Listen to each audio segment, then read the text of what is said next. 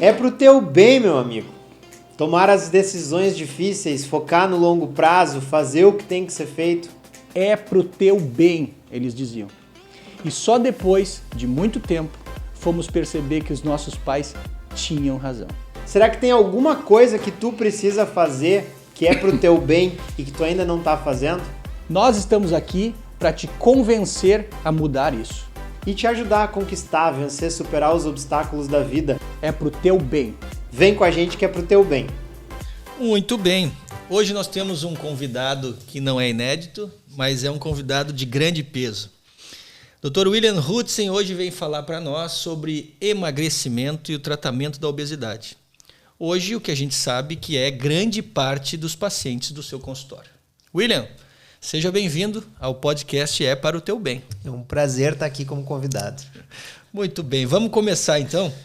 William, a minha dúvida se baseia no seguinte. Tu és um médico intensivista que se destinou ao consultório para tratar melhor teus pacientes e hoje grande parte dos teus pacientes de consultório são pacientes com problemas de peso e que vêm buscar o tratamento de emagrecimento. Muito bem. Por que razão tu acha que isso acontece? Por que razão que grande parte dos teus pacientes busca emagrecimento? Uma das grandes viradas na minha vida profissional foi o momento que eu percebi que os pacientes que chegam na UTI normalmente percorrem um caminho muito semelhante até o evento final que os coloca na cama da UTI, que é o caminho da resistência insulínica.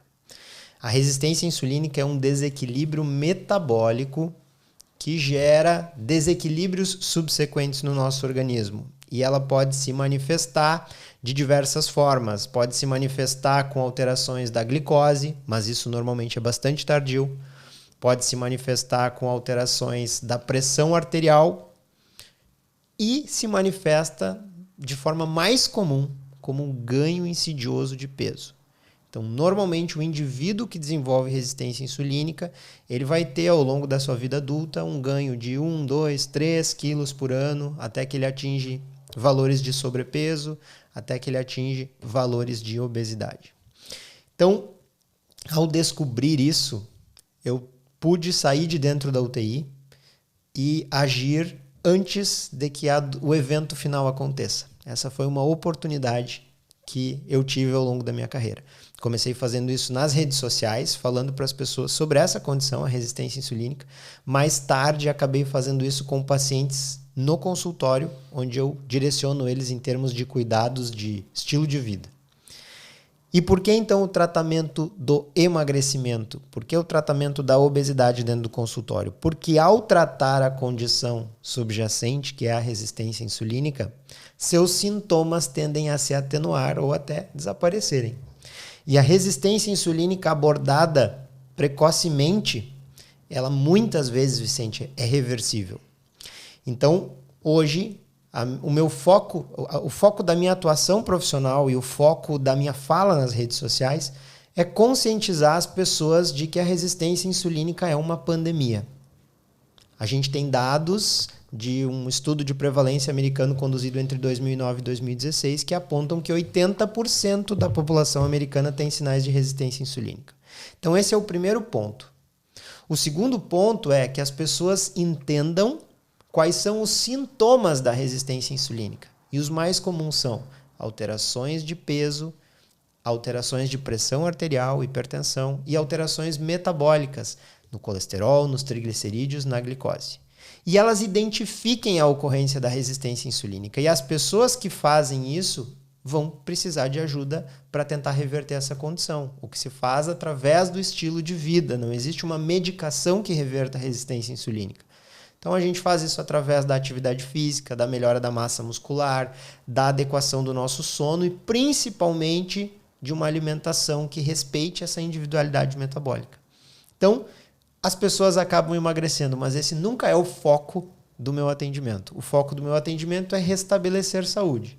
E à medida que a gente restabelece saúde, um dos sinais que a gente tem de que as coisas estão dando certo é que as pessoas começam a eliminar o excesso de peso. Tu tocaste agora nessa última parte exatamente nisso. Quer dizer que ter sobrepeso ou obesidade não é saúde. Não está vinculado à saúde. Então, o restabelecimento dessa saúde é que vai fazer com que a pessoa venha a reduzir seu peso. Bom, sendo esses pacientes com obesidade, de que maneira o sobrepeso e a obesidade afeta a saúde dessas pessoas? Essa é uma rodovia que tem os dois sentidos. Primeiro, quando o paciente tem, por condições genéticas, ou por uma alimentação muito inadequada, ou por um sedentarismo muito acentuado, ele tem um desequilíbrio metabólico, esse desequilíbrio metabólico vai favorecer o acúmulo de gordura. Então, esse indivíduo vai sentir mais fome, ele vai se movimentar mesmo. Existe um termo que é consumo energético não relacionado à atividade física, né? Que é aquele consumo energético da nossa movimentação diária. A gente está aqui conversando e está se mexendo. Existem estudos que mostram que até esse gasto energético é menor naquelas pessoas com resistência insulínica, né? Então elas vão ter assim um cenário que favorece o ganho de peso. Mas também o ganho de peso, à medida que ele se instala, ele piora a resistência insulínica. Então o acúmulo de tecido adiposo ele tem um efeito deletério no metabolismo e ele acentua. Por isso que normalmente o ganho de peso de uma pessoa com resistência insulínica tem um comportamento exponencial. Porque à medida que a pessoa desenvolve resistência insulínica, ela começa a ganhar peso, e à medida que ela ganha peso, ela desenvolve mais resistência insulínica e isso se acelera. Agora, existem outras alterações relacionadas à obesidade que também são doenças. Por exemplo, a gente sabe que pacientes obesos têm maiores doenças inflamatórias. E não são só aquelas doenças inflamatórias decorrentes da sobrecarga sobre as articulações. Pacientes obesos têm mais doenças inflamatórias intestinais, têm mais doenças inflamatórias articulares. A gente sabe hoje que a obesidade é fator de risco para o desenvolvimento de algumas neoplasias, como câncer de mama, como câncer de intestino. É certamente, talvez, o maior fator de risco para o desenvolvimento de diabetes. É fator de risco para lesões osteomusculares, de quadril, de joelho. Então, além de ser um sinal de que algo no nosso metabolismo não está bem, o ganho de peso consecutivo, ele traz novas doenças ao nosso organismo. Por isso que a gente não pode enxergar essa ocorrência com olhos de normalidade. A gente precisa, óbvio, achar maneiras de ajudar esse paciente, né? De forma nenhuma excluir esse paciente. Mas esse paciente precisa entender, e a gente precisa auxiliá-lo nisso, de que algo errado está acontecendo e que precisa ser combatido. Trocando em pequenas palavras o que tu disseste tão bem, seria mais ou menos dizer como se a obesidade ela é uma sobrecarga ao organismo. Não só de peso, mas uma sobrecarga de esforço que esse organismo está tendo que fazer para poder se sustentar. Sem sombra de dúvida. É um esforço metabólico, né? É um esforço hemodinâmico, porque a gente tem uma bomba que deve levar sangue à periferia, né? E a gente sabe que o esforço dessa bomba aumenta à medida que o nosso peso sobe. E é também um esforço físico, mecânico, em decorrência de que nossas articulações e nossos ligamentos, eles foram projetados para sustentar o nosso peso ideal. E eles não são passíveis de hipertrofia. A gente não consegue hipertrofiar uma articulação, hipertrofiar um ligamento. A gente só consegue hipertrofiar músculos. Então, essas estruturas não estão prontas para sustentar mais peso do que aquele esperado no nosso biotipo natural. Eu vou abordar começar falando do que eu vejo no meu consultório, né? Hoje, eu pergunto a todos os meus pacientes sobre o seu histórico médico, exames, cirurgias prévias e medicações em uso. E disparado, as duas medicações que eu mais escuto meus pacientes falarem que estão tomando é o Zolpidem e o Venvance. Um faz dormir e o outro faz acordar, né? Mas abordando então o nosso assunto, o tema de hoje, que seria o uso do Zolpidem. Tá? O que tu tens a nos dizer sobre essa medicação que está tão em voga? Bom, né? Zolpidem é um outro problemão. E assim, ó, o que acontece, né? Situando todo mundo, né? Assim, o Zolpidem é um indutor do sono, né? Então essa aí já começa o perigo, assim, porque ele vem com uma mensagem que, né, isso é muito... Eu ensino meus residentes, assim, ó, existem formas de falar as coisas, né, isso é neurolinguística, então tem uma forma de falar que a gente transmite, a gente aprende isso indiretamente na medicina, né, como falar as coisas para os pacientes de um jeito que seja menos agressivo, menos assustador, né? Enfim, uns desenvolvem mais do que outros, né? Então, quando essa questão de ser um indutor do sono já passa uma coisa mais suave, não passa uma coisa assim muito assustadora, né? Ele é um hipnótico, né? Ele tem efeito assim na parte farmacológica, ele tem efeito e aí começa a ficar perigoso. Quando tu aprofunda, tu entende, né? Ele age no mesmo receptor do benzodiazepínico. Aí já muda o raciocínio. Pera, é o mesmo receptor De um sedativo. Exato, né? E que todo mundo sabe que é um problema. Ninguém discute, né? Faixa preta. Ah, faixa preta, o Rivotril, o diazepam, sei lá o que for, né? Então, assim, é o mesmo receptor, tá? Então, assim, né? Vamos, tá, aí tá. Tem várias subunidades desse receptor, que é o receptor de GABA. Né? O que é o GABA? Né? O GABA, enfim, o GABA é o hormônio inibitório, assim, é o que desliga a chave, assim, sabe? Quando cai a chave no cérebro, no sistema nervoso central, é o GABA, tá? E o glutamato é quando liga. Né? Então o GABA é isso. Por isso que quem usa o Zolpidem dorme tão rápido, porque ele é super específico. Aí vem a maldade. Né? Ele é super específico em alfa-1, que é a subunidade do receptor do GABA específica para sedação. Isso é muito perigoso, porque é muito certeiro. E como ele faz um efeito muito rápido e também está relacionado com a via, tem algumas apresentações sublinguais, nos Estados Unidos tem spray. Imagina, spray. Né? Spray nasal, né? Então, ele age muito rápido, por isso que as pessoas... esse mesmo receptor que eu já falei para vocês de farmacologia, ele falou assim, ó, ele falava assim, né? Só que aí, mais para maconha, ele é um receptor que trabalha muito dependência química, ele fala assim, ó, a maconha é muito fácil de se apaixonar, e o Zolpidem também. E tudo que tem paixão é mais difícil a gente trabalhar, né? Porque aí a gente às vezes não pensa muito bem. Então, o Zolpidem, as pessoas são apaixonadas, porque né, tu toma, em 1 minuto tu está dormindo. É fantástico, sabe? Nesse sentido. Mas é porque ele é muito específico, sabe? Ele vai reto. E tem outras, são as drogas Z, né? É a zopiclona, exopiclona, Zolpidem, tá? O Zolpidem, ele é super específico para alfa-1, que é esse subtipo, subunidade do GABA, que é super para sedação. Aí os outros são ansiolíticos, tá? Tem vários, né? Outras subunidades, né? E os benzo pegam mais as outras também. Mais ansiolítico, pega um pouquinho de sedação, né? Então, o Zolpidem é muito perigoso nesse sentido, tá? Porque ele é muito eficaz, ele faz efeito muito rápido. E aí entra o raciocínio que a gente falou antes, né? Todas as substâncias que o efeito dura menos, a gente se torna dependente mais rápido, porque tem que repetir, né? Ele não sustenta sono, né? Ele é indicado para tratar insônia, tá? Mas o uso deve ser, vamos ver, né? Esses pacientes que tu falaste, né, cara? Eles usam há quanto tempo o Zolpidem? Muitos anos. Anos, né? A indicação é até 4 semanas. Né? Aí já, sabe? Não, né? Tu vê sempre usando a longo prazo, muito tempo, né? Então, isso é um problema do Zolpidem.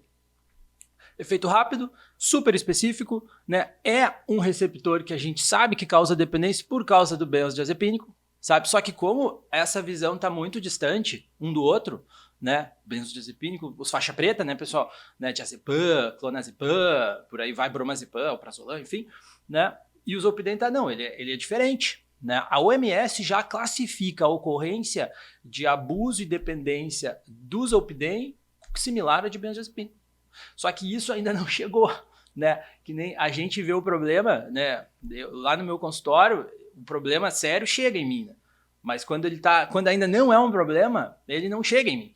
Né? Então, a gente já está vendo isso nos consultórios, assim, de internar paciente por dependência química de Zolpidem. E aí, imagino que a gente vai falar mais sobre isso. E assim, Fernando, pelos mesmos pacientes que eu pergunto e que estão em uso dessas medicações, eu também pergunto, isso é clássico, não sei se é só comigo, mas eu pergunto quem te receitou. Sempre. Porque, pô, eu tenho uma psiquiatra em casa, eu sei quem é que deve ser o prescritor de cada tipo de medicação. E a maioria me diz, foi o médico tal, ou foi não sei o quê. é muito raro ser um psiquiatra ser o prescritor dessa medicação. É E aí eu verdade. imagino, por isso essas pessoas não estão recebendo a real informação do que é essa droga. A gente retorna à percepção de risco. Perfeito. Quando a percepção de risco é baixa, pode ser pelo profissional de saúde, inclusive. A percepção de risco de um médico quando vai fornecer um receituário de controle especial para um receituário azul, ela é diferente? Opa, se esse receituário aqui é um receituário só de controle especial, então essa medicação deve ser mais inócua. Uhum. E aí a gente leva o dano. Por exemplo, esse dado de que o uso clínico é 4 semanas, talvez todos os estudos que alegam que não exista dependência sejam fazendo o uso adequado de 4 semanas que é recomendado pelo fabricante. Mas quem é que a gente conhece que usa Zolpidem há 4 semanas? Não existe, né? Não existe. Então, isso é um detalhe muito importante. Mas tem outra coisa que eu acho bem significativa, Fernando, que eu gostaria que tu falasse um pouquinho. Porque eu canso de falar para os meus pacientes que adormecer não é ter um sono reparador. Uhum. Né? Existem vários fatores que afetam a profundidade e a qualidade do sono. Como, por exemplo, a pressão de adenosina, que o consumo excessivo de derivados de cafeína pode reduzir, e aí a gente vai ter uma pressão menor de sono. Como a ascensão inadequada da melatonina, que é a exposição a luzes e estímulos luminosos, vai reduzir e a gente não vai ter um sono adequado. O uso do Zolpidem como indutor de sono, ele garante um sono reparador? Como é que ele atua em relação às fases do sono? Então, essa é a parte complicada, cara, porque assim, ele pode ajudar, tanto que tu pega a guideline de tratamento de insônia, tá lá, primeira linha, né, por toda a questão do mecanismo de ação, porque ele garante o adormecer, né, pelo menos nesse sentido para as pessoas que têm insônia, e ele diminui a latência, né, a latência é o tempo que espera para a gente adormecer, né, então isso ele realmente faz, tá, então é legal, né, o problema é justamente o resto, né, cara, então eu sempre falo para os pacientes, né, tem 3 coisas que todo mundo sabe que deve fazer e dificilmente tu acha uma que faz as 3. Né? Tu acha 2 aqui ou ali do meio e tal. Que é fazer exercício, comer direito, alimentação, comida, bebida, etc. E dormir bem. É muito difícil tu achar alguém que cuida das 3 coisas bonitinho, né, cara? Então, assim, a gente já tá vendo, assim, que existem mais doenças... Assim, ó, pra vocês terem ideia, tem mais ou menos 80 doenças do sono. Especialista em cidades grandes, assim, São Paulo, Porto Alegre, que só trabalha com sono, doenças do sono. Então, assim, insônia, dormir mal, não ter um sono reparador, é uma...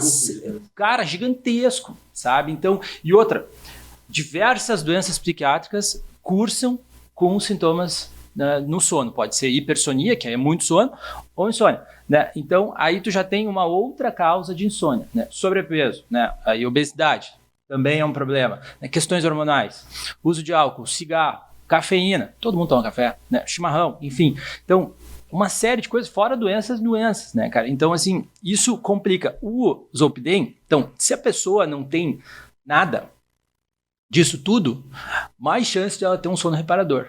Né? O que a gente vê na maioria das vezes no pessoal usando, para os pacientes, as pessoas usando Zolpidem, é que tem alguma outra coisa já. Então já não tem um sono bom, o Zolpidem não ajuda, né, nesse sentido, porque a pessoa já tem um problema, né, e aí tem os estágios do sono, né, o sono, quando ele tem mais qualidade, a gente tem mais os episódios do REM, né, o sono REM, de movimentos rápidos, né, esse é o sono mais reparador, de mais qualidade, e ele é na segunda parte da noite. Então as primeiras horas é a parte essencial e depois a parte acessória do sono.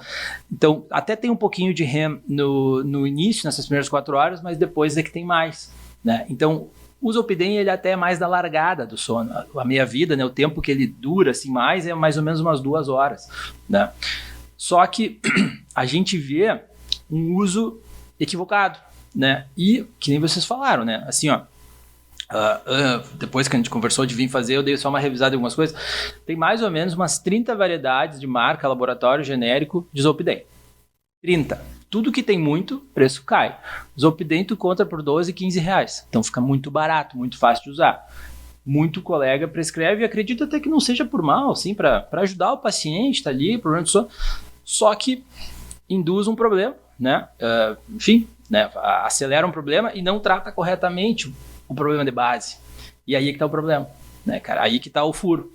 Que vai avançar algo que deveria estar sendo tratado. E aí acontece bem isso que o Vicente falou. Liga e desliga, né? Aí um outro pepino é o Venvance, né, que está também ficando vulgarizado, né, tá se perdendo assim a questão do critério, né, então é um problema. Se o paciente não corrige os fatores que estão atrapalhando a qualidade do sono dele, o Zolpidem, ele não vai fazer isso pelo paciente, né? Na verdade, Não. ele vai colocar o paciente a dormir. Não. Mas se o paciente tem lá um sono fragmentado, despertares noturnos e não vai ter um sono REM adequado, isso vai seguir acontecendo e é possível que o paciente desperte e use mais um Zolpidem. Sim, cara, e assim, ó, o que tem se visto, sabe, é de 1 ano e pouco pra cá, tá? Eu não tenho nenhum paciente abstinente há 1 ano ainda, tá? Dos que tiveram tão dependentes do Zolpidem. Assim, ó, é assustador, tá? Assim, ó, terrível, tá? Porque qual é o problema? Ele causa um prejuízo na arquitetura do sono, na estrutura do sono, fora se a pessoa já tem algum outro problema, que aí já é outra coisa que tem que tratar. Que assim, ó, a desintoxicação, ela pode ser muito severa, tá? A ponto de tu ter que internar. Eu já internei, já tive que internar. O paciente pode fazer convulsão na abstinência. Imagina fazer isso em casa, né, cara? Alcoolista também tem convulsão em desintoxicação, né? Alcoolista, né, tem que internar, né, cara? Então, assim, sabe, essa parte. Então, quando eu falo isso pro paciente, assim, eu falo assim, eu mostrando o branco do olho, assim, para mostrar. É horrível, é assustador. E assim, por exemplo, eu já não tenho mais prescrito porque o risco é muito grande, né? E o tamanho do problema é muito pior. E assim, ó, tá, tu começa a desintoxicar. Essas pessoas, elas, sabe, não é um termo técnico que eu vou dizer, mas assim, elas quase ficam resistentes ao que a gente usa para a pessoa dormir em caso de insônia importante. Então, assim, ó, quetiapina, que é um remédio que a gente usa muito na psiquiatria para dormir, que ele é bem sedativo, não pega às vezes. Olanzapina, sabe? Remédios antigos, clorpromazina, sabe? Que se usa em hospital, né, cara? Benzodiazepínico, aí às vezes tu tem que usar doses muito altas de benzo, de um faixa preta, um Rivotril, um diazepam, assim, e coisas absurdas, assim, ó, paciente usando 70 comprimidos num dia, numa noite, e não dorme 3 horas. Não, é assim que tá. Assim, Fernando, tu tá me dizendo então assim, é uma droga que é indutora do sono, ela tem uma meia-vida curta, tu tá dizendo 4 horas, e aí vem o ponto que eu trago assim, por que tu tocasse no assunto, porque ela causa dependência, justamente porque o efeito é muito rápido e aí passa rapidamente. E como é que ela chega a causar essa resistência que vai... Tu estava me trazendo assim, 70 comprimidos num dia, para mim isso é novidade. O paciente que eu vi com mais uso disso foi em torno de 100 miligramas. 10. Uns 10. 10 comprimidos num dia. E eu achei aquilo já um absurdo. Pô, 70, né? Então, como que ele chega a esse ponto de trazer essa resistência, né?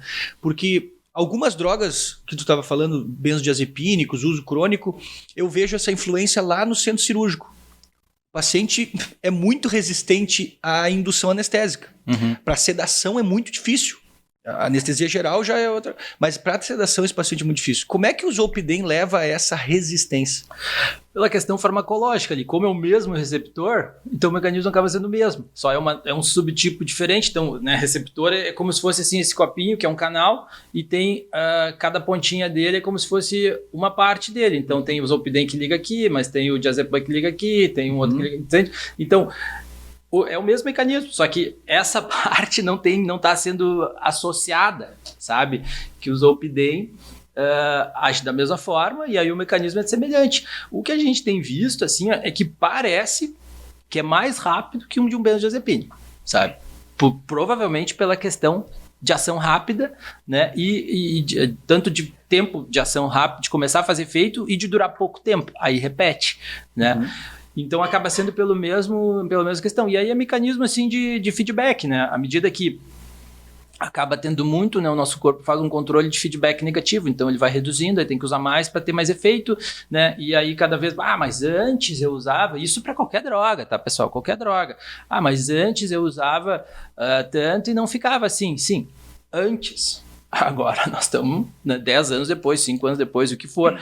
Então o corpo, como se ele se defendesse, né? E só que isso acaba gerando a dependência, né? E aí por isso escalonamento de dose. E aí, pessoal, vem cada coisa absurda. Assim, ó, por exemplo, ó, alguns casos para você, sabe?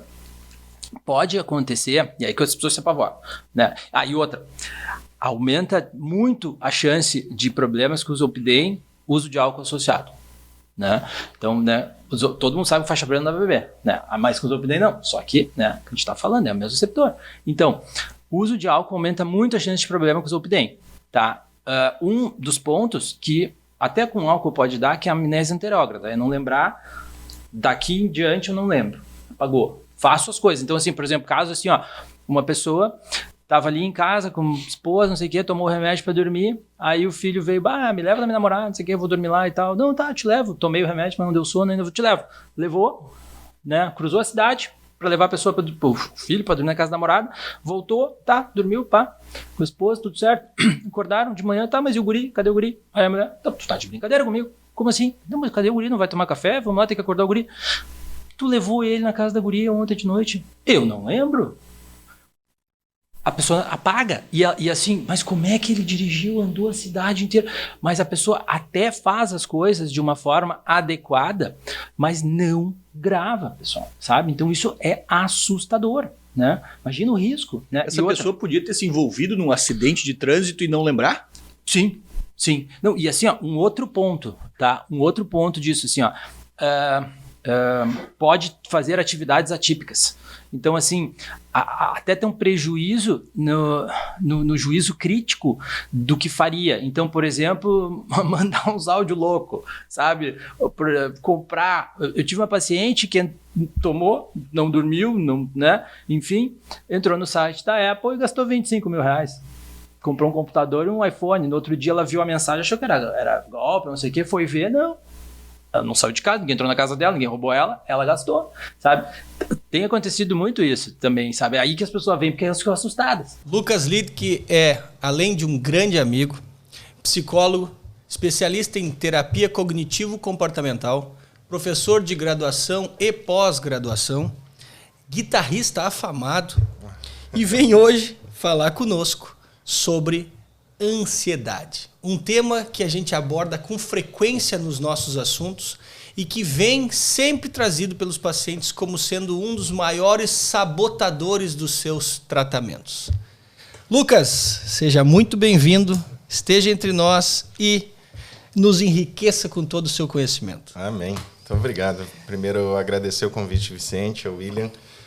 Para mim é um prazer muito grande estar aqui, né? Poder acompanhar vocês aí na mídia e poder estar aqui também é muito gratificante, né? Muito obrigado, então, primeiro pelo convite. Ótimo. Vamos começar com a pergunta clássica do que é ansiedade? Bom, a ansiedade, ela resumidamente, ela é medo de futuro, né? Então, a ansiedade, a gente vai ter uma resposta biológica, fisiológica de medo. E esse medo, ele geralmente é prospectado, então ele é medo de futuro, isso é ansiedade, né? Então, qual é a função do medo? A gente vai ter uma estabilidade autônoma, né, do nosso sistema nervoso central, então a gente tem um sistema simpático, que é o nosso sistema evolutivo de luta, fuga e esquiva, e o parasimpático é o sistema para relaxamento, né? Então isso não necessariamente depende da nossa consciência. Então, a ansiedade, ela é um medo intenso sob uma ameaça real ou imaginária, tá? Então, o medo, ele tem a função de nos proteger de uma ameaça real, ou seja, algo que cause dano à minha vida. A ansiedade, então, é a antecipação de uma possível ameaça, seja ela real ou imaginária. E aí o que é normal para um ser humano, tá? É normal que a gente tenha, em média, no transcorrer da vida, 2 objetos fóbicos. O que é um objeto fóbico? É o estímulo, então, desencadeante do medo. É o estímulo que vai ligar a minha resposta de medo, tá?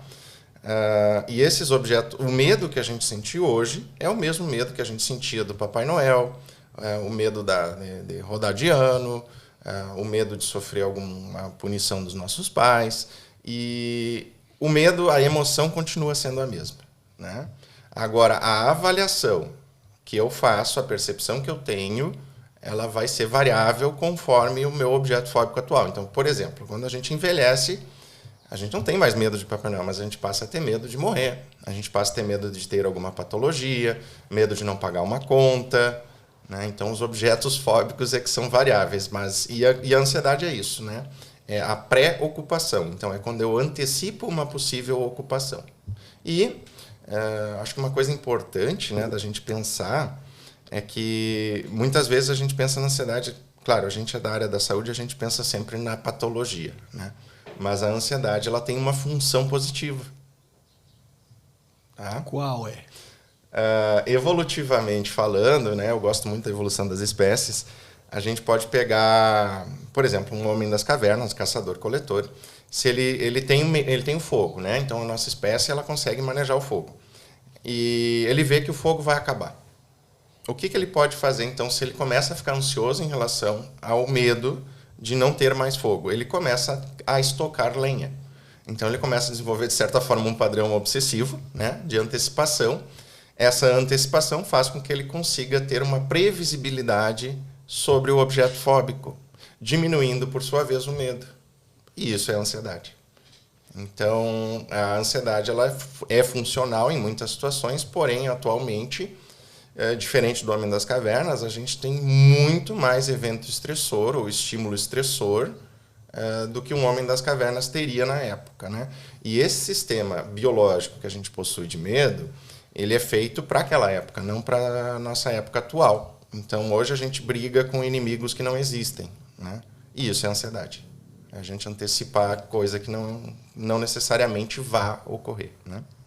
Então a gente pega um sistema que estava calibrado para uma configuração selvagem e a gente tira ele do cenário selvagem para um cenário onde ele é exaurido. É mais ou menos o que a gente faz com o carboidrato e a insulina. Exatamente. Né? Tem até no mestrado, onde conheci o Vicente, a gente pesquisou participou de um projeto aqui na Unisc, que era um projeto guarda-chuva que englobava principalmente a obesidade, né? Então a ansiedade ela tem uma relação evolutiva muito próxima da obesidade. A gente é feito para a escassez alimentar. Então hoje a gente tem abundância alimentar e hipercalórica, né? A ansiedade é o mesmo princípio. A gente vai ter então um sistema evolutivo de alarme, de alerta, que hoje ele toca muito mais que o necessário, né? Resumidamente. Assim. E Lucas, uma pessoa sentir ansiedade em dados momentos da sua vida, então é algo absolutamente natural. Natural, esperado e saudável. E quando que a ansiedade se torna, então, patológica? Tá. Vamos lá. A ansiedade patológica, né, é quando a nossa resposta de medo ela perpassa o que é esperado para a situação ou para o momento, né? Tem uma questão que a psicologia conseguiu responder, né? 80% do fluxo dos nossos pensamentos vai ser negativo. Então, se eu quero pensar de forma positiva, mesmo que eu queira, eu não vou conseguir. Eu vou ter 80% do fluxo é negativo. Por que disso, Lucas? Preservação de espécie.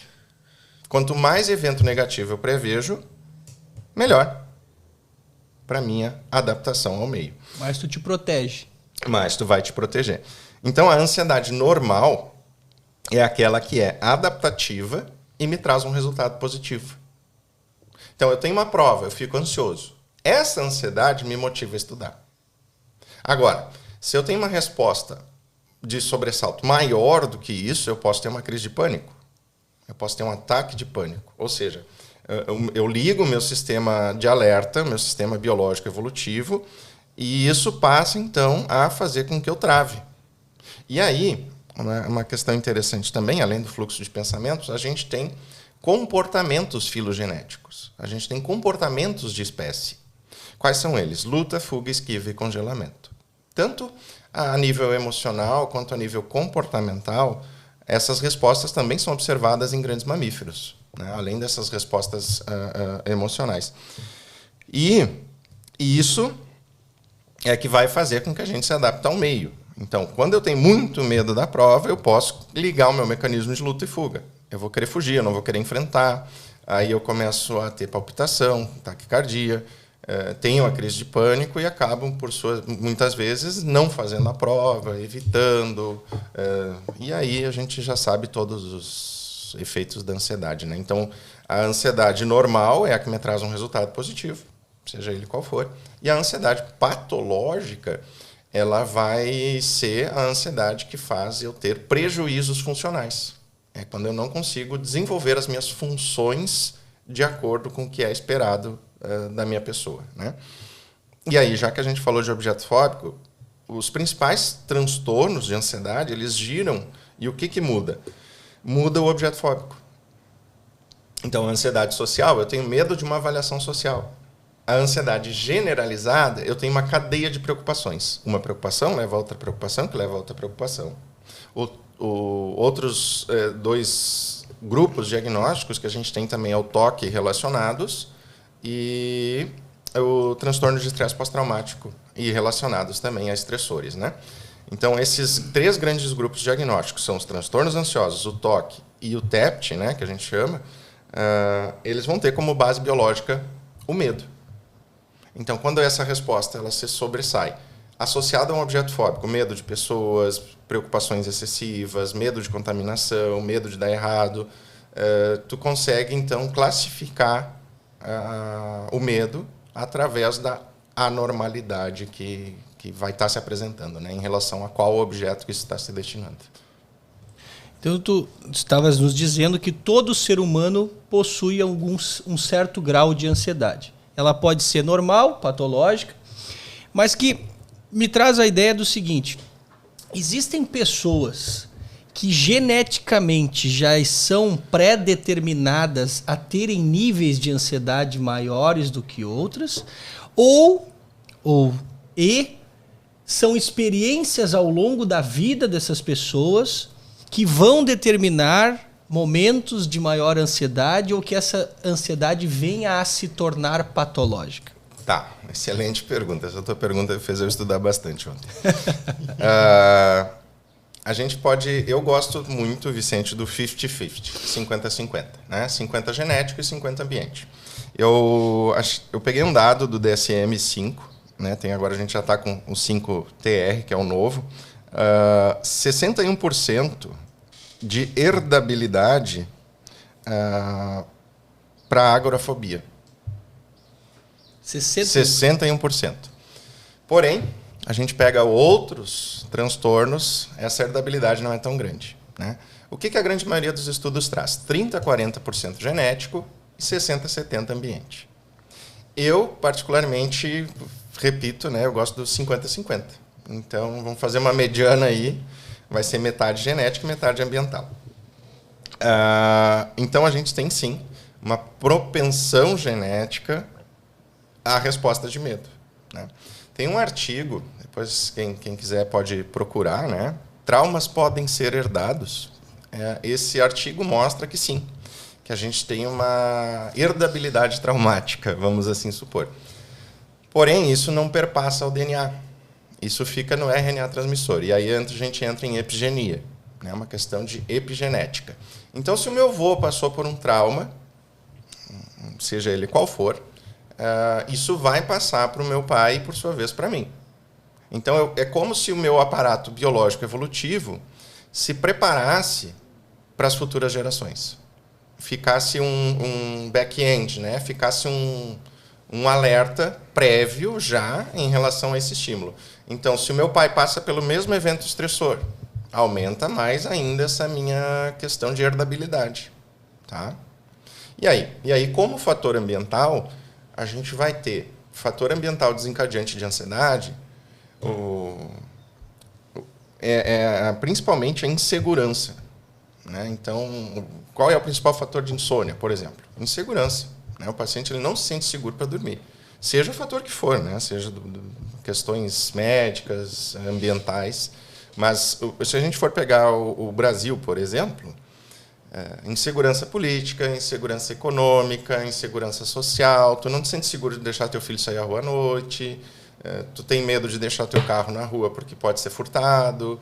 Então, todos esses fatores ambientais aumentam a predisposição que tu vai ter na tua carga herdada, adquirida ou evolutiva, né? O que é importante a gente pensar também, tá? Eu pensando nisso, e já que falamos de obesidade, eu vejo isso muito próximo da obesidade atualmente, tá? A gente tem uma programação genética, mas o que desencadeia a obesidade? é muito mais fator ambiental do que genético. Mas existem os dois e sempre vão existir. Mas sim, existem pessoas que vão ter uma propensão genética muito maior do que quem não tem. Tem um estudo muito bom, antigo, porém muito bom, de 87, que eles compararam 33 pares de gêmeos com toque, né? Esse estudo ele conseguiu um nível de concordância de 97,7% para gêmeos monozigóticos, né? Ou seja, o mesmo DNA. E comparado aos dizigóticos, tinham 40 e poucos, quase 50% de concordância. Ou seja, se eu tenho toque e tiver 2 filhos, com certeza um deles vai ter toque também, né? Então, sim, a gente pode, a partir desses estudos, dizer que sim, existe um forte fator genético e também um forte fator ambiental, né? Uma coisa que se pode inferir a respeito disso que tu falou, Lucas, é que a maioria das doenças elas serão poligênicas, ou seja, a genética não vai ser determinante, como é numa doença monogênica. E aí eu me lembrei, ouvindo a tua fala, de uma frase do Mark Sisson, que é o autor do livro Primal Blueprint, tá ali, que é um livro que fala justamente dessa nosso resgate à nossa ancestralidade e tudo mais. E a frase dele é a seguinte: a genética coloca os projéteis no revólver, carrega o revólver, mas o ambiente puxa o gatilho, né? E eu acho que para as doenças psiquiátricas, para a grande maioria delas, essa é uma verdade absoluta também, né? Agora, o que a gente observa é que se fala mais sobre ansiedade. E a gente encontra mais pessoas se queixando de estarem ansiosas. Então, existem estudos que demonstram que a incidência e a prevalência de ansiedades são maiores hoje em dia. Existe uma explicação? O mundo está ficando mais ansioso de forma geral? Ou é a gente simplesmente que aprendeu a fazer esse diagnóstico de forma mais acurada? Não, William. Essa é uma outra pergunta que eu também fui pesquisar ontem, fui estudar, né? Como um bom aluno, deixei para o último dia os temas de casa. Eu achei alguns dados, né? 30% da população vai experimentar algum sintoma de ansiedade no transcorrer da vida. A estimativa média do norte-americano é 18% da população. E tem algumas questões, né? O primeiro cara a falar sobre ansiedade é o Freud. Em 1985, ele chama isso de neurose de angústia. Em 1980, olha a distância que a gente está tendo, né? A gente começa a ter as primeiras classificações diagnósticas do DSM-3, né? Então, a gente pode ter dados mais fidedignos, eu acredito que nas últimas décadas, tá? Porque é difícil a gente fazer um comparativo do início do século passado com agora, tá? Mas eu achei um estudo que diz o quê? Que de 1950 para cá aumentou em 20% os quadros de ansiedade. Também achei outro estudo que faz uma avaliação epidemiológica de ansiedade de 1998 para 2018. O que esse estudo trouxe para a gente?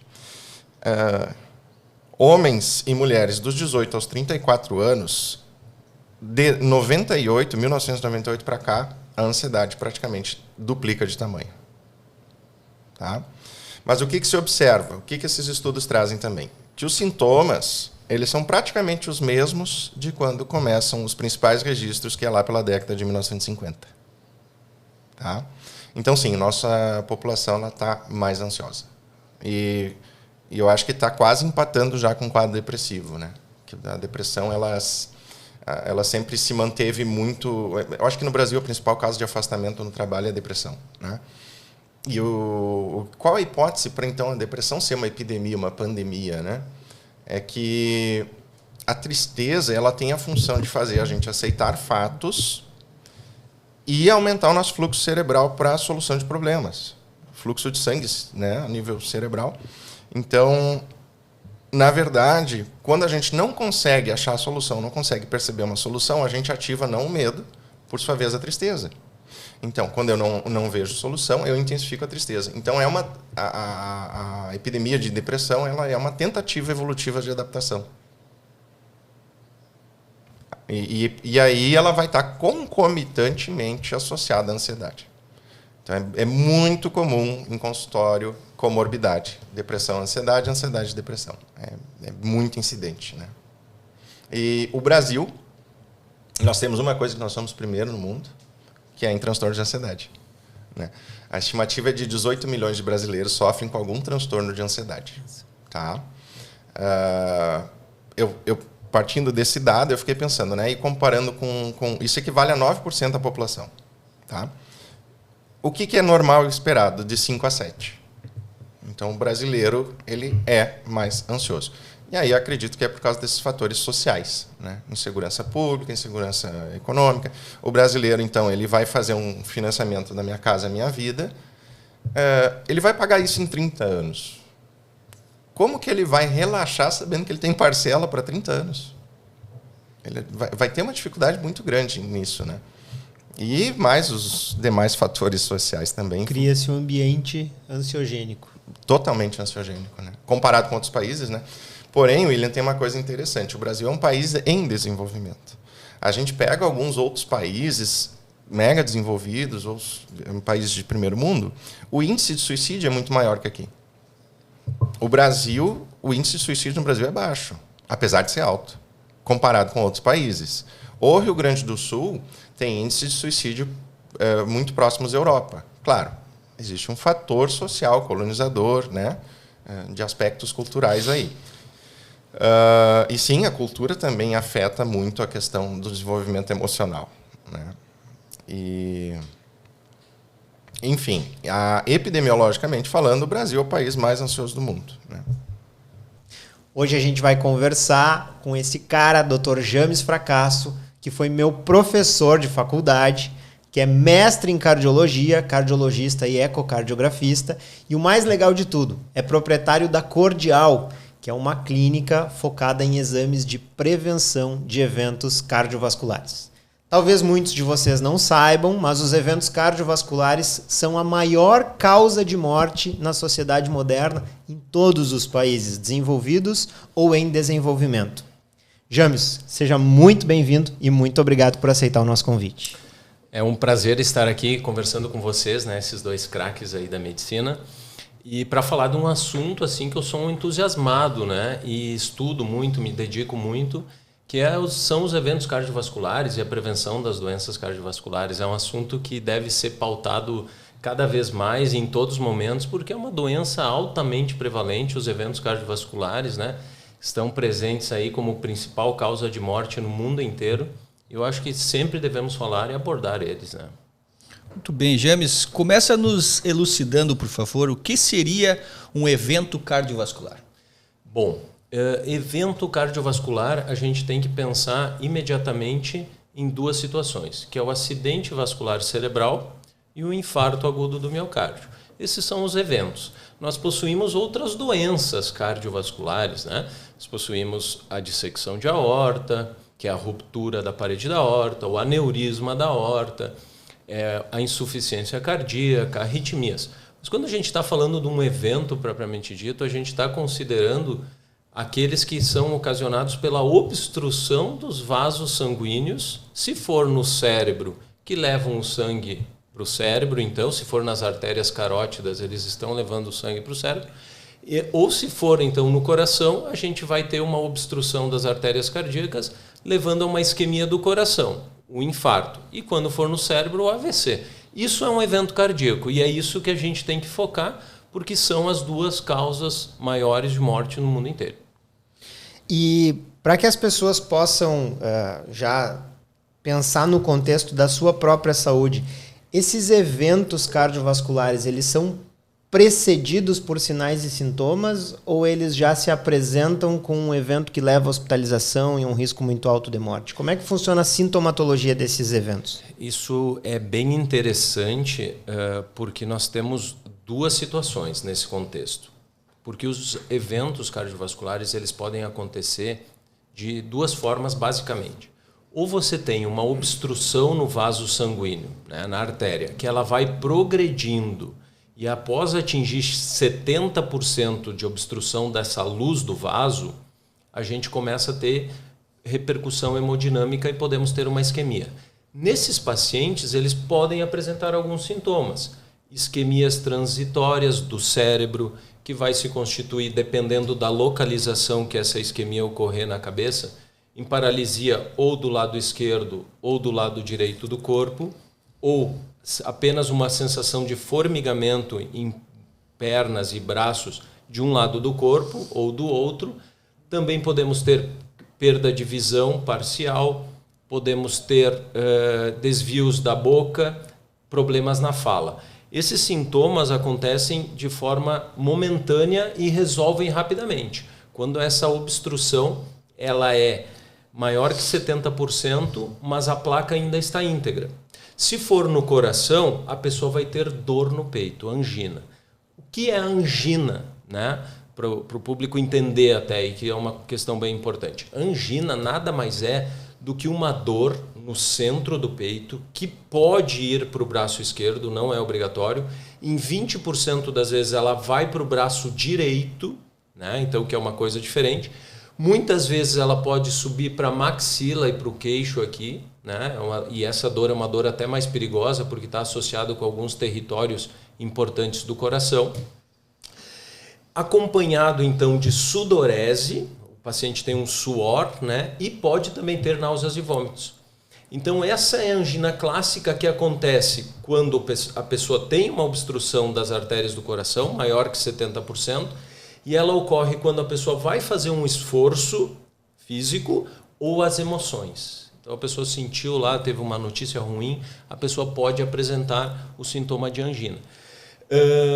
Outros sintomas, assim como cansaço, falta de ar, inchaço nas pernas, eles podem acontecer, mas aí já num quadro mais avançado. E é importante ressaltar aqui que o diabético, a pessoa que possui diabetes, ela não possui essa dor clássica da angina. Elas muitas vezes, por causa de destruição da inervação dos nervos aqui do peito, ela possui um equivalente anginoso que a gente chama que é uma falta de ar, uma sensação de cansaço. Ela não tem aquela dor opressiva, forte, que a gente diz como se tivesse algo, uma pata de elefante pressionando o peito. Ela vai sentir um sintoma mais brando. E aí também é que vem o detalhe.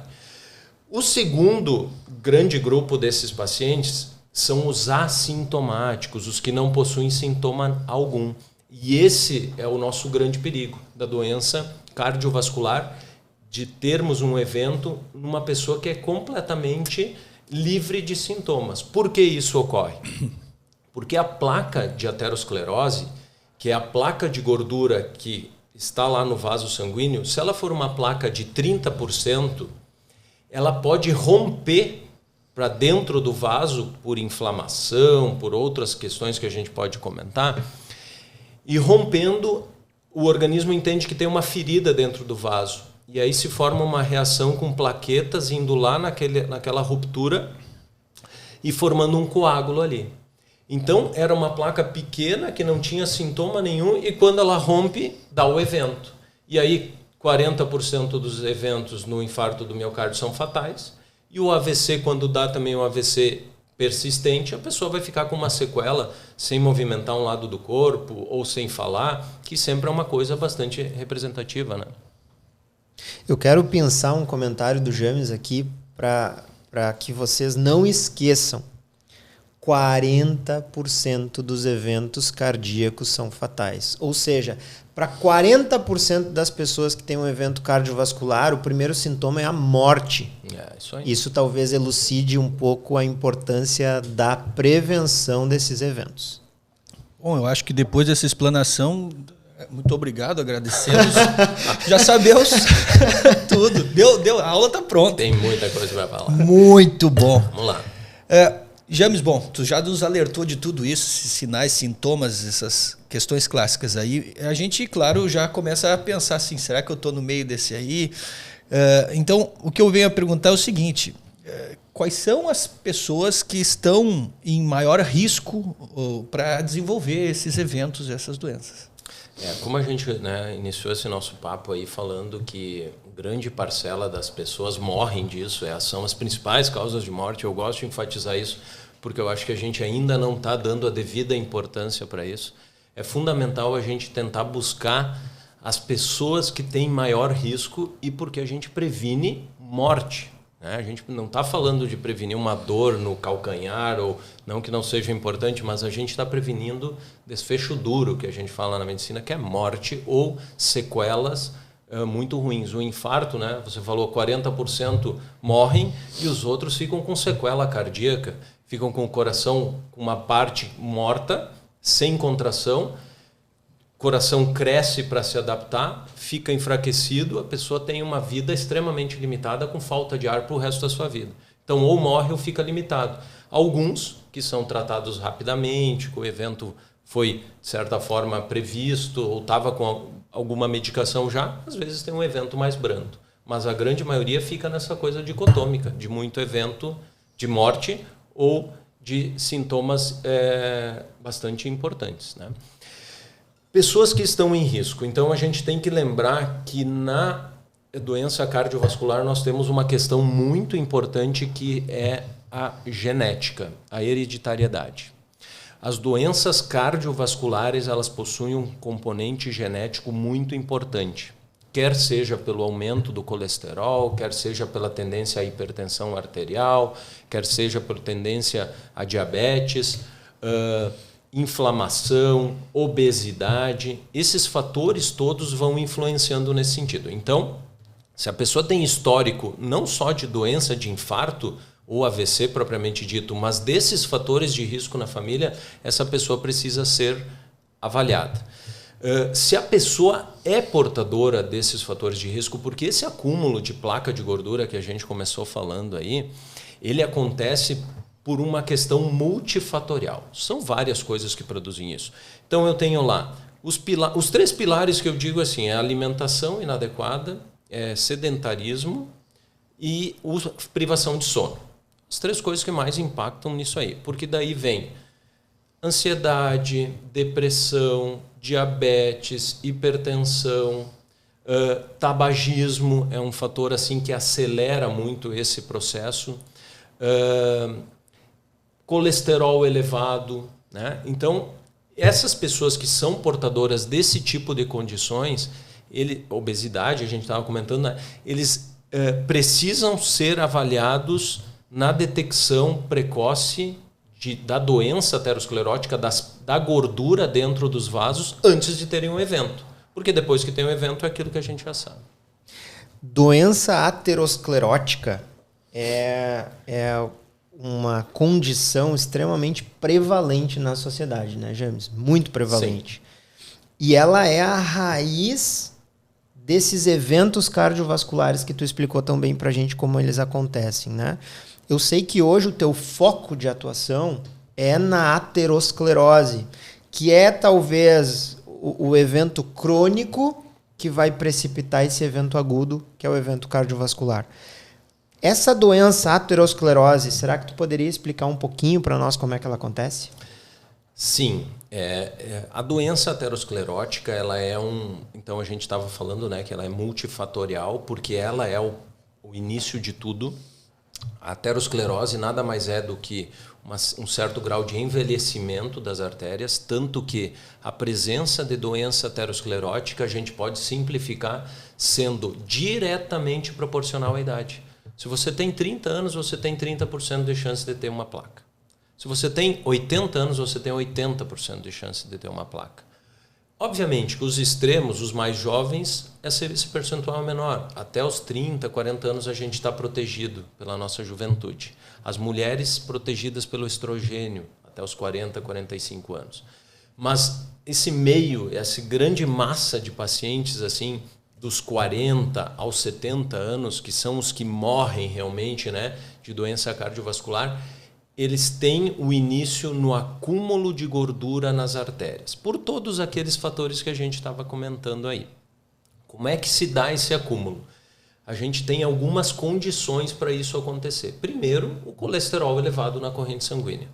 Eu faço sempre uma comparação que eu acho que é muito legal para as pessoas entenderem, que o colesterol, eles são os tijolos.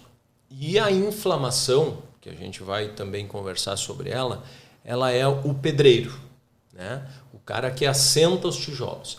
Se eu tenho tijolos e pedreiro, parede para tudo que é lado, placa para tudo que é lado, entupimento dos vasos em todas as localizações. Tá? Se eu não tenho tijolos, mas eu tenho inflamação, eu tenho pedreiro, qualquer pedregulho que passar pela frente, o pedreiro vai dar um jeito e vai fazer uma paredezinha lá. Então, eu também vou ter placa, mesmo com colesterol baixo. Isso explica muitas coisas que pessoas que... mas ele não tinha nada, o meu colesterol é normal, e o cara infartou. Porque ele tinha inflamação. O contrário, eu tenho tijolos, mas não tenho inflamação. Infelizmente, esses tijolos vão se acumular lá num canto e também vão formar placas. O meu mundo ideal é não ter tijolos e não ter inflamação. E aí eu não tenho a formação de placas de aterosclerose num estado agressivo. Né?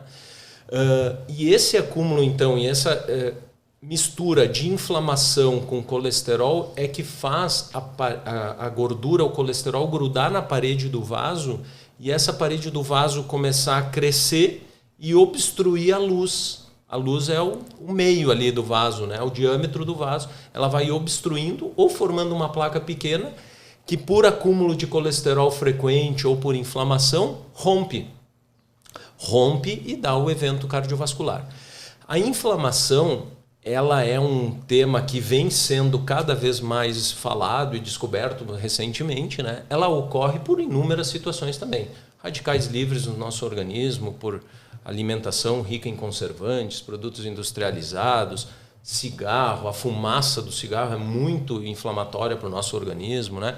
O diabetes, a dieta rica em açúcar e carboidratos, gerando picos de insulina, a insulina produzindo esse estado inflamatório, né? Algumas doenças autoimunes que são ocasionadas por dieta de glúten, enfim, outras coisas. Então, a inflamação é uma coisa que deve ser combatida, o exercício baixa ela, né?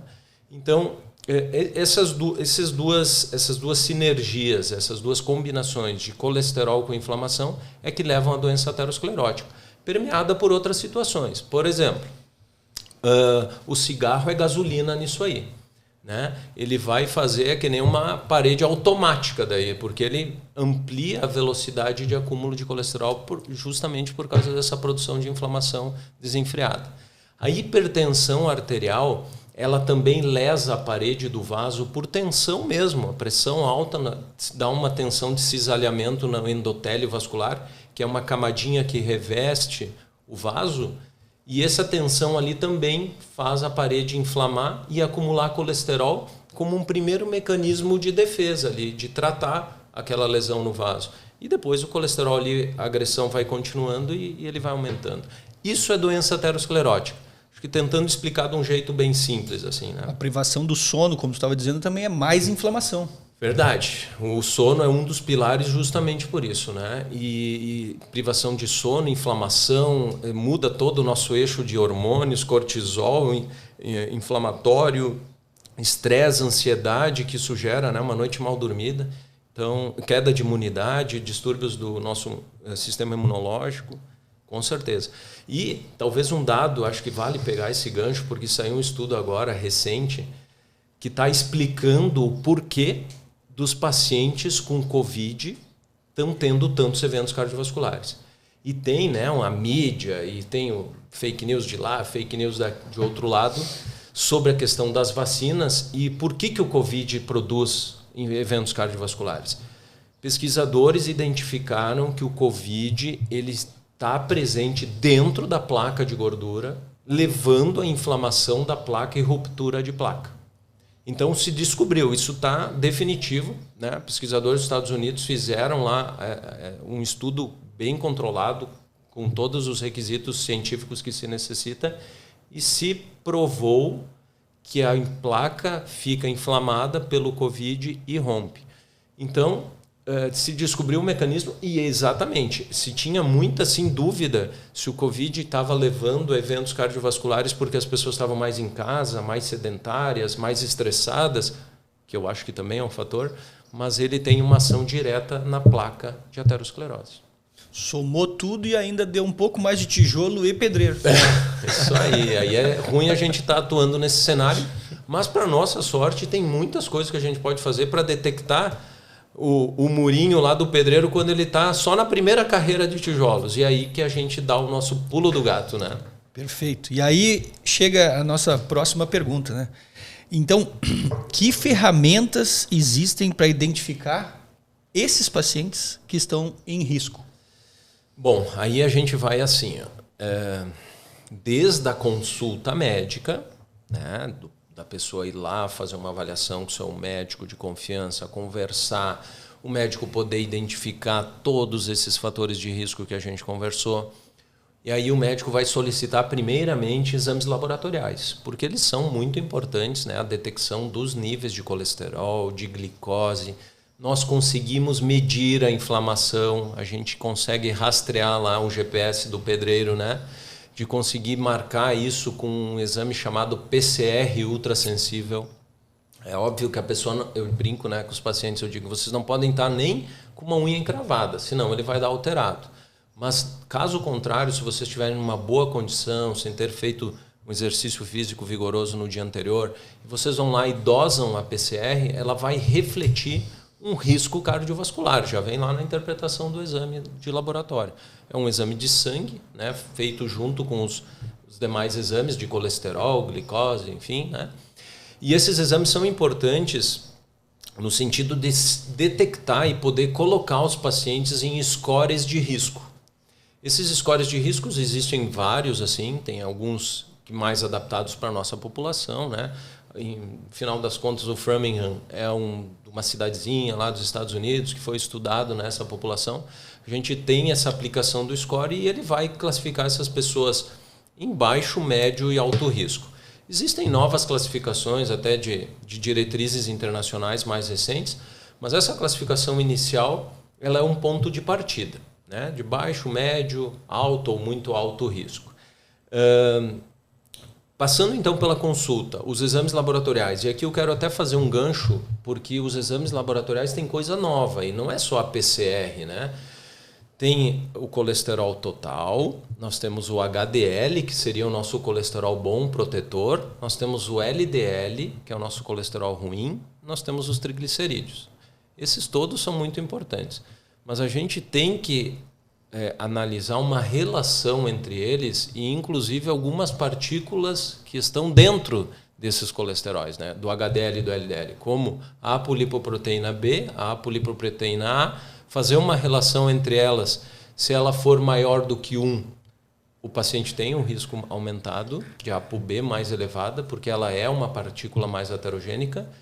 E ainda a lipoproteína A, que é um assunto que está surgindo agora, há poucos anos, é uma coisa que ainda não está tão difundida na prática médica, da realização de pelo menos uma dosagem de lipoproteína A, porque ela vai nos dar uma coisa que talvez nem os testes genéticos nos dão, que é justamente essa questão da hereditariedade. Se nós tivermos uma lipoproteína A elevada, equivale a gente ter hipercolesterolemia familiar, que é o aumento do colesterol oriundo dos nossos familiares. Então, a gente consegue mapear uma tendência genética a eventos cardiovasculares com uma dosagem de lipoproteína A. Se ela estiver maior do que 50, também é um ponto de corte ainda é um pouco variável, né? Mas se ela estiver maior que 50, essa pessoa tem uma tendência a eventos cardiovasculares de origem genética. E a gente tem um problema aí que a lipoproteína A não reduz com os medicamentos que a gente tem disponíveis até o momento. Tem 2 medicamentos sendo pesquisados nos Estados Unidos, em fase final de aprovação até, que é o Olpasiran e o Pelacarsen, que podem baixar a lipoproteína A níveis bem significativos, né? Bem baixos, mas todos os impactos da redução de eventos ainda precisam ser avaliados nesse sentido, né? Mas então a lipoproteína A, atualmente, ela está sendo dosada junto com o LDL. Vejam o grau de detalhe, assim, até para as pessoas talvez vai ficar difícil de entender isso. Mas quando a gente dosa isso no laboratório, a lipoproteína A está dentro do LDL que é dosado no exame trivial. E isso pode explicar porque a lipoproteína A não baixa com remédios comuns que a gente dispõe hoje em dia, que são as estatinas, ezetimibe, e aí a gente pode explicar pacientes que estão tomando simvastatina ou atorvastatina, rosuvastatina, né? E que não estão baixando seu LDL, porque a maior concentração provavelmente é de lipoproteína A. Bom, aí nós estamos diante de um desafio, né? Porque esses pacientes eles têm uma tendência à aterosclerose, a entupimento dos vasos, a eventos, e a gente não tem tratamento ainda.